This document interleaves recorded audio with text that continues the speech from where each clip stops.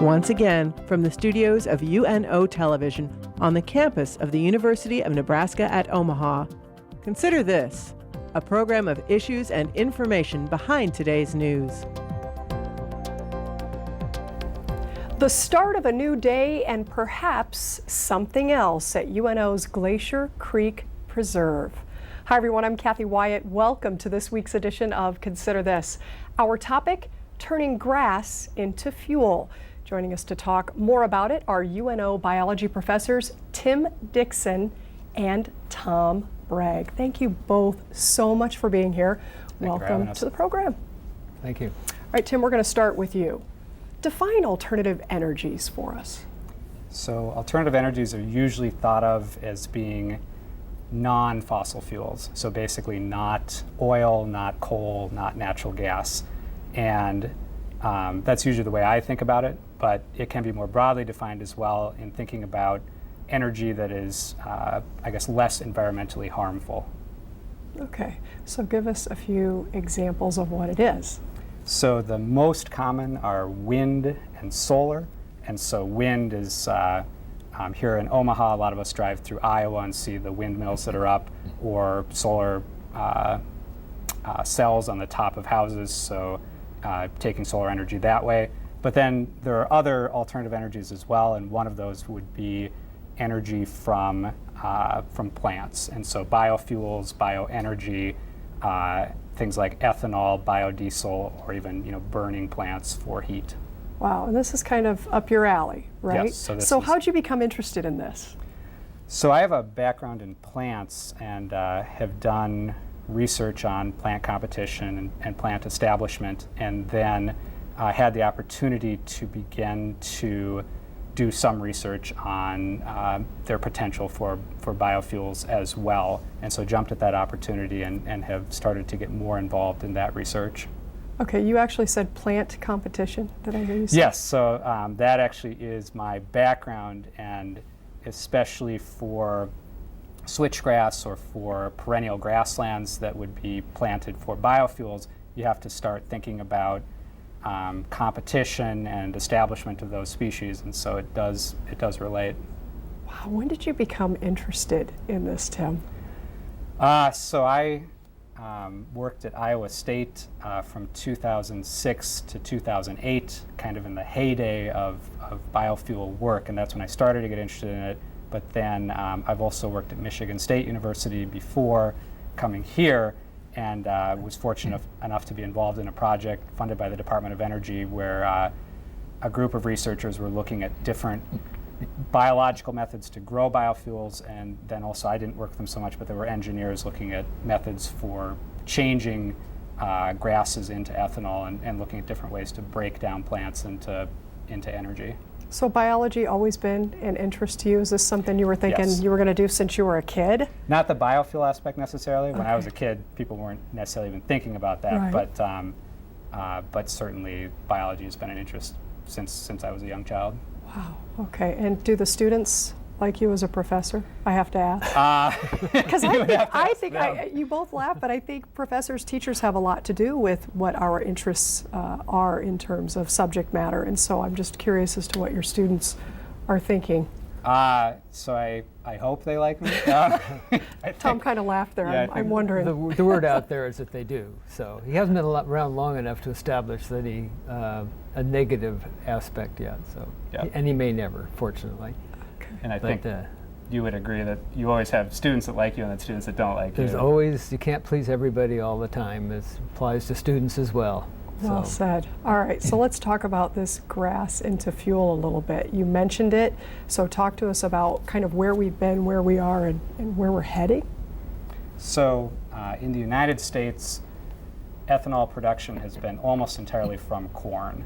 That has been the basically, almost all ethanol that you see at the pump is produced from corn.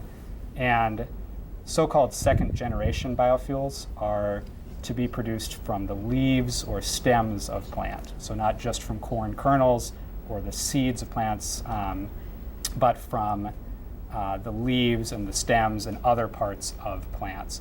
And so that's basically the future, or probably the biggest push on research right now for biofuels, and it's a difficult thing to do, to break down leaves. It's much more difficult than breaking down corn kernels, just for the same reasons that we can eat corn kernels, but we can't eat the leaves of corn.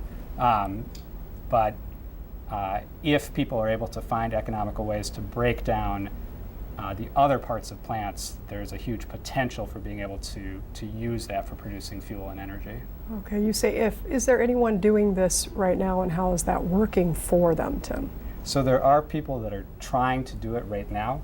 There are actually, there's been a lot of university folks and industry folks that have been doing research on this at a smaller scale. Now there are test facilities that have been built to produce fairly large amounts of biofuel, but still a drop in the bucket compared to total U.S. production, and produce from the leaves and stems of plants rather than the seeds. And right now, there's just a few of those test facilities that exist in the United States. More are being built, but the issue right now is that they can produce ethanol. They just can't do it in an economical fashion. So basically, it costs more for them to produce it than they can sell it for, and so it's something that's still not economically viable. So curiously, who is doing that right now in the United States? Where are those test sites? So there's a number of different companies. I'm probably not your best person to ask the nitty-gritty questions on this, but I know that there is a facility in Nevada, Iowa, where they are trying to do this. There's some facilities in the state of Nevada, in Pennsylvania. There's a few other facilities around. There's one in Kansas as well.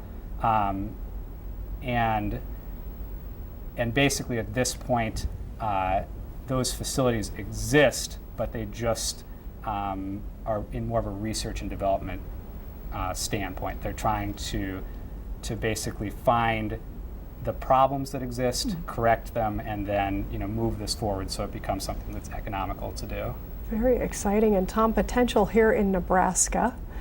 Tell us about Glacier Creek Preserve, starting with where it's actually located, and we're going to put a map up for our viewers. Glacier Creek Preserve is located just about 2 miles south of Bennington, Nebraska, in northwest Omaha, basically just along the boundary of the city boundary.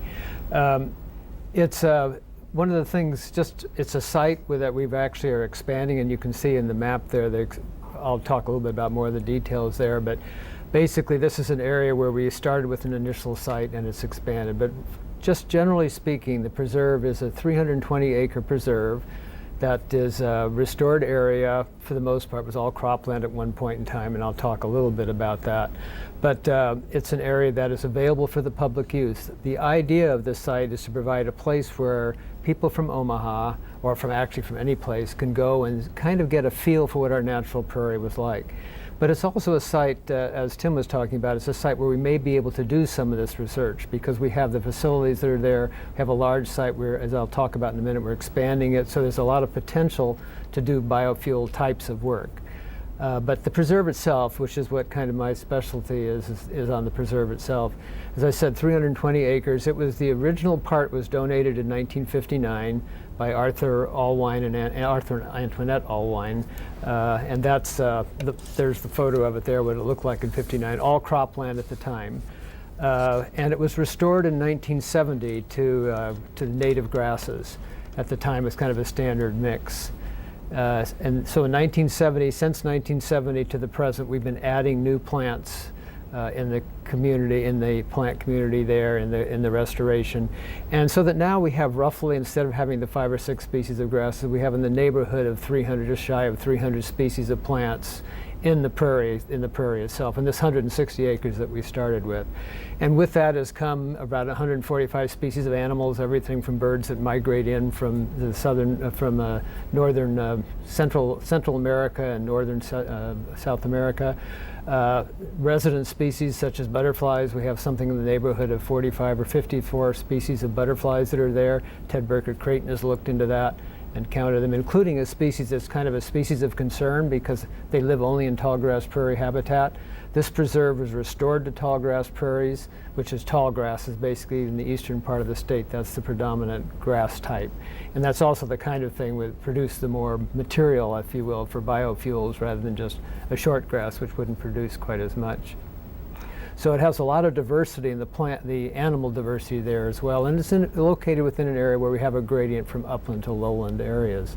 So that's kind of the original 170 acres. If you want to put the map up, I can kind of give you a quick idea again. The original preserve itself was 160 acres. And if you look in 2009, that area that's called the Papio Tract on the right was purchased. That's kind of the right portion. You can't really tell it, but just below that end is the Papio Creek, the Big Papillion Creek. And we purchased that land in 2009 and added that to the preserve itself. And that will be restored to wetland and creek restorations. The other part, the North Viewshed Tract, actually has been renamed the Barbie Hayes Overlook because of a significant contribution by the donor. That was added in 2013. And so the original square, which is kind of where Glacier Creek Preserve, where it says the Allwine Prairie Preserve Tract, that's the original piece. That to the east of that or to the right on your screen is what was added in 2009. And to the north is what was added in 2013. And one of the significant things we're trying to do is if you look at that dashed line, which is blue, if you've got it in color, that's the drainage of Glacier Creek Preserve, of the Glacier Creek itself.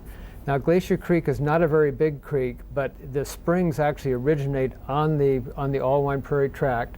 They're a constant base flow. They have a constant flow, and the water joins together, forms the Glacier Creek, which is what we've named that particular creek, and then flows off the site. And it actually comes from a glacial soil, type of soil, hence the name Glacier Creek. It's a little odd name if you're not familiar with the fact that it's a glacial till that's underneath this. But what we're trying to do, since we sat in the valley, that initial 160 acres sat in the valley, we're trying to actually get the entire watershed so that we can maintain this ecologically diverse habitat and own all the high ground, which means that we won't have runoff problems, we won't have visual problems of houses around us and all that. And so the efforts so far have been to acquire that you can see in yellow. And our present preserve is what's shown in yellow. The red line to the left, the West Watershed and North Tract, are what we're presently involved in trying to acquire. And we've got we're trying to get those because, as you can see, it kind of completes the purchase. The owner is willing to sell it. It's a developer that's no longer worrying about land acquisition, of developing it. But it's an area we're trying to acquire. And we're kind of shy of that. We're about 1.8 million short, although we do have about 4 or so million already identified to purchase that. And so that would complete this watershed, which protects us sort of ecologically from the surrounding landscape. So that's kind of a quick view. I can get on the soapbox and talk a lot more longer about that, but that's a quick idea where we are right now at the preserve. Tim, I would have liked him as a professor, I think. Yeah, yeah, I think he does a great job. Yeah. And you were mentioning trying to acquire. I think it's really important that we point out here that the funding comes from various sources. The funding that we get so far for the land is from the Nebraska Environmental Trust, which has been a significant donor. It's also been from the Papio Missouri River Natural Resources District, which is also going to do the restoration on the eastern part. And UNO has contributed some, but there's another significant donor that I should mention, Barbie Hayes, which is why the Hayes Overlook. She jumped in at the last minute and came up with a lot of money in a very short period of time to make sure that sale went through. But one thing that I didn't really mention last time I meant to was that we didn't used to have a facility there. We didn't used to have a building there. And so Barbie Hayes came through and donated a farmhouse, a barn that she had on her farmhouse, moved to the preserve, and then gave the $1.5 million in order to update it so that we now have a fully accessible, ADA accessible, completely electronic accessible site that we can bring classes, because that was one of the limiting features there. And so her contribution is significant. She's very generous to bring us to that place. So not only do we have the facility there, the core of the preserve, which is called the Barn at Glacier Creek by her choice, because we're going to call it the barn anyway. She figured why not name it that. And then we have the surrounding facilities. Now I just would add that the barn itself is handled like a UNO classroom. It's scheduled use typically for classes. but the surrounding landscape is available for people to come. They can come, drive in, park, and just walk. There's nothing that we're worried about. There's a few things like there's flags, little flagging and things that you can see are research things, and we try to have people avoid that. But it's a great place to come and just wander around and get a feel for what our natural prairie heritage might have been like. And there are thousands of students that come out every year, thousands of UNO students, other students from Creighton and other places will come out as well. Right. And it's something where this last 200 acres, the $1.8 million, if we can find owners or find money, Tom's been working mostly on this, but this is something that will exist for generations to come, and students will be able to use it. It's, research is growing on the site, and so that's kind of the last piece of land that's available, and if we can buy that, then it's there for the next 100 years. Yeah, I think it's important. What you're pointing out is really important. This is not just something for the present. This is the future. As the development comes around us, this will basically sort of isolate it as much as you can be and maintain the site. And one of probably the most important thing about the site is it's easily accessible from anywhere in Omaha. Within 30 minutes of UNO, actually, if you've got a heavy foot like mine, I can get there in 15 or 20 minutes. So it's fairly close. You can bring classes there, spend 2 hours there, and get back to class in a 3-hour lab period time. And so that accessibility is why it's worth making the site. I'm not sure if anywhere there's a site like this in a metropolitan area that has this diversity of landscape and the habitat that is available for public use and for the university and classes. We right now have classes K through 12, and everybody's comes out there at various times. And you say 1.8 million remaining. Right, remaining, that's what we need to match the funds that we've already got identified.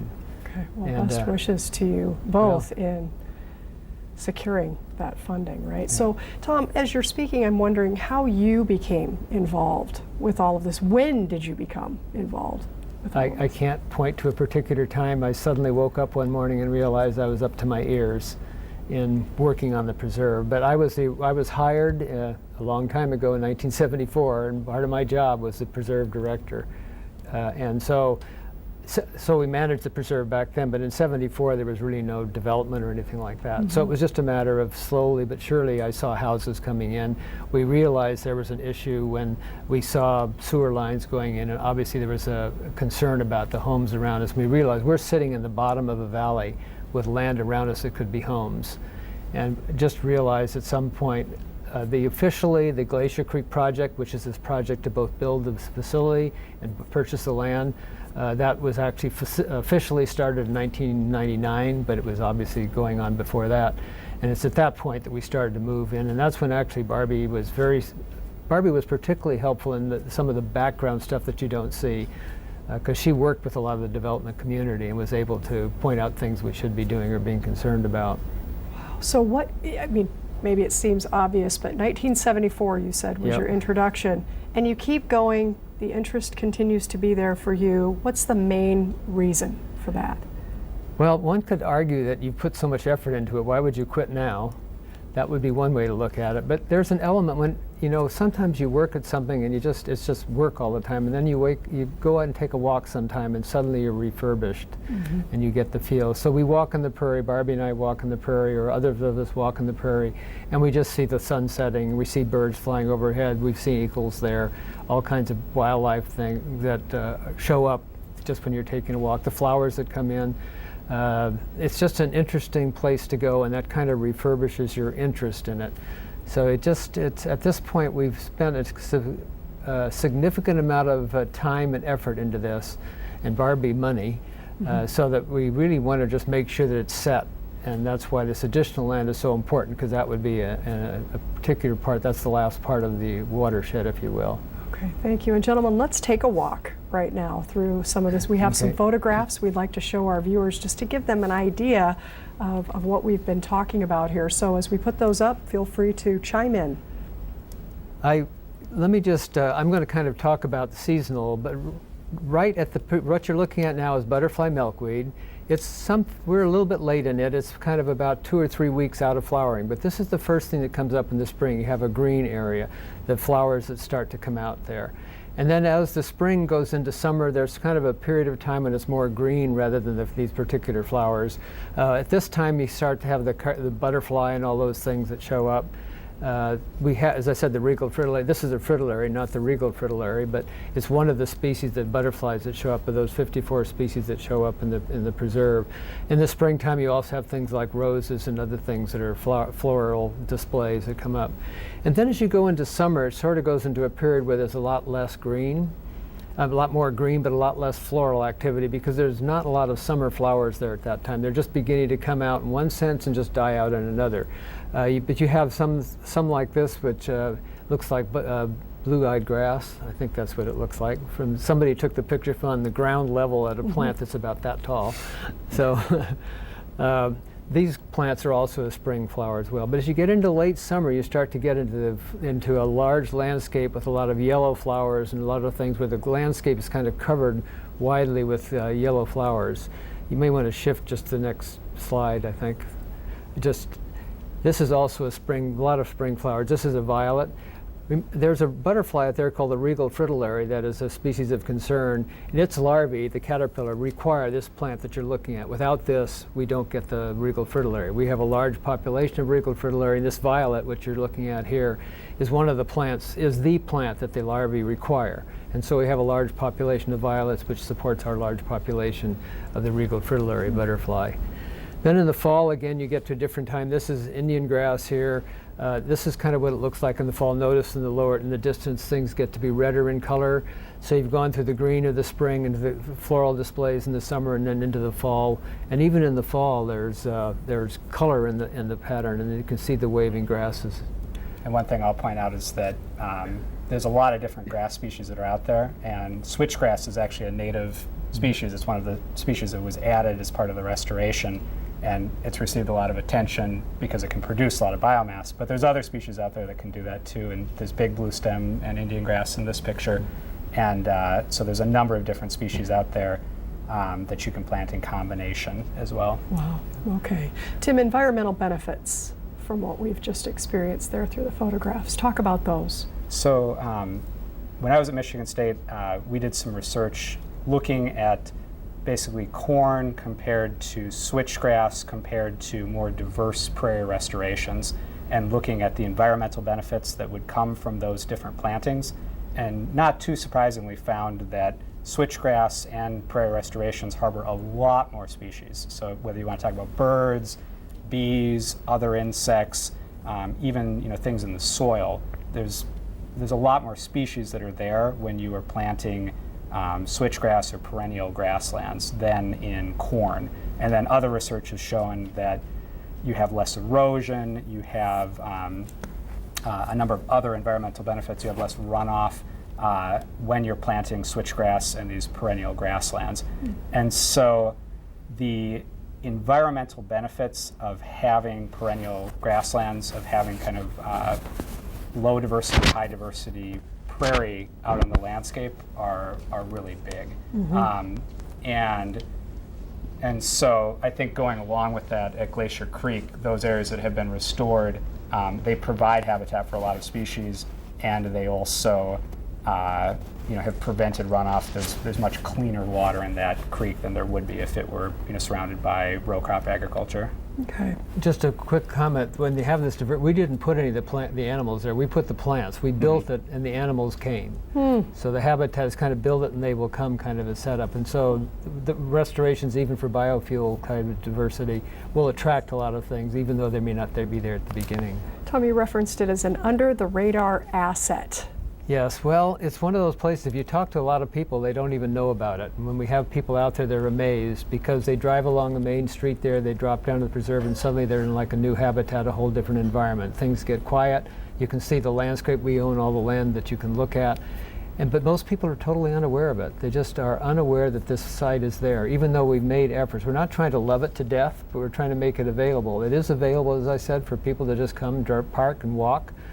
But a lot of people don't do that. But some of the houses that are right next to us, they said they had no idea that this was there when they bought the house, and they were right across the street. So they had no idea. So I think it's not well known. We're not trying to overuse it, but it's being fairly good size now, so we can have a fair number of people wandering out there and not affect things. But it's just one of those things that people don't aren't aware of. And we've made efforts. We've tried to visit different places, but it just, this kind of a thing like what you're putting together here, I think is one way to kind of get the word out.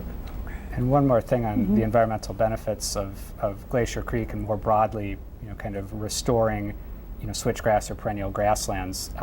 Corn ethanol is not an incredibly efficient way to produce ethanol, because when you think about it, you're putting in a lot of pesticides, you're putting in a lot of fertilizers, there's energy costs to that, and then also you've spent all this energy to grow these plants, and then basically all you're using is the kernels of them. You're not using all the rest of the plant. And so I think there's a number of benefits of having perennial grasslands and using that for biofuel production. I think there's all the habitat benefits and all the kind of lack of erosion benefits that we see at Glacier Creek, but then also there's potential energy benefits as well, because if people are able to find out how to break this down and turn it into a fuel, you're using the entire plant and you're having less energy inputs. You don't have to put in as much fertilizer, potentially no fertilizer under some different planting designs, and you need little to no pesticides. And so there's a much better energy return potentially from switchgrass or prairie restoration than from corn itself. Okay, thank you. And Tom, we have just a minute remaining. So what are we talking about in terms of time here? The time for restoration, we're going to be restoring them in the east in this year. The northern part, the Hayes Overlook part, we're going to kind of see if we can buy the additional land, and so that's probably a few years down the road before we actually get to that. So for those two components, that's the time period we're looking at. As far as that land acquisition, that's immediate. If we don't get the land within the next year, we probably will lose it. Okay. The additional land we're trying to acquire. And a reminder for those just tuning in, that's 1.8 million that you need, correct? Yes, although it can be done in bits and pieces too, so. Spoken like a real, yes, true trooper. We want to put up a graphic for our viewers, as we sometimes do at the end of a program, just to kind of direct them accordingly in the event that they would like more information, including funding opportunities, right, Tom? So for more information, we encourage folks to go to unomaha.edu/prairie. Tim, final thoughts? I think we've pretty well covered it. I would just say I would love to see more grassland on the landscape because of the price of corn. We've been converting a lot of grassland into corn. I'd love to see it go the other way. Awesome, gentlemen. Thank you so much for being here and for introducing us to this topic. We appreciate that very much. We appreciate the opportunity. You bet. And thank you all for watching. We'll see you next week.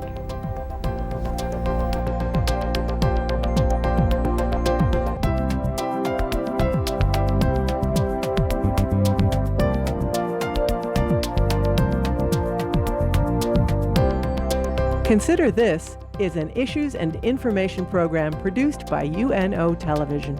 More information can be found at unotv.unomaha.edu. If you'd like to share your comments about this show, call UNO TV at 402-554-2516 during regular business hours, or email us at considerthis@tvmail.unomaha.edu.